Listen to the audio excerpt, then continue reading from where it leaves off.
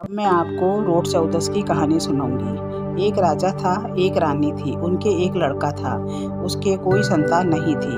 रानी इस कारण बहुत दुखी रहती थी। एक दिन वह अपनी सहेली के पास गई तो वह गाज माता की पूजा कर रही थी। रानी ने भी गाज माता की कथा सुनी। वहीं उसने संकल्प किया कि यदि मेरी बहू नहाई रह जाए तो वह सवा पाव का रोटा चढ़ाएगी। कुछ दिन बाद वह नहाई रह गई। रानी ने रोट न बनाया और कहा, यदि बहू के पुत्र हुआ तो तभी सवा सेर का रोट चढ़ा दूंगी। पुत्र भी हो गया। रानी ने कहा, अभी नहीं, पोते की शादी होगी तभी 5 सेर का रोट चढ़ाऊंगी। गाज माता का दिन आया। 8 तार का डोरा हल्दी से रंगकर रानी ने बहू को दिया कि गले के मंगलसूत्र में बांध लेवे। बहू ने बांध लिया।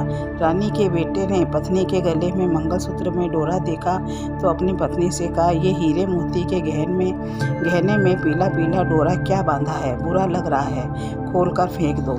तुम पढ़ी लिखी होकर कैसी कैसी बातें मान लेती हो।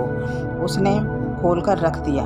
रानी ने गाज माता के व्रत के लिए बहू का लूना मोटा रोट बनाया, क्योंकि एक ही खाना था। रानी के बेटे ने खाना खाते समय पत्नी को रोट खाते देखा तो कहा, ये रोट मत खाओ, बच्चा छोटा है, दूध पीता है, उसका पेट दुखेगा। उसने रोट नौकरानी को दे दिया। अब तो गाज माता को बहुत क्रोध आया।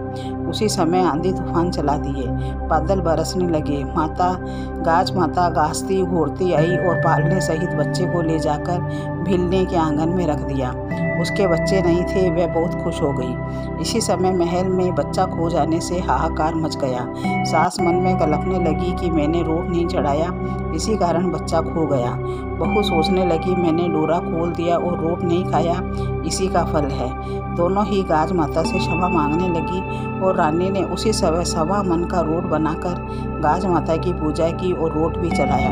तभी भीलने ने आकर कहा, मेरे आंगन में एक बच्चा पालने सहित तूफान में आ गया था। रानी ने कहा, अवश्य ही वह हमारा राजकुमार होगा। गाज माता का कोप होने से ही ऐसा हो गया।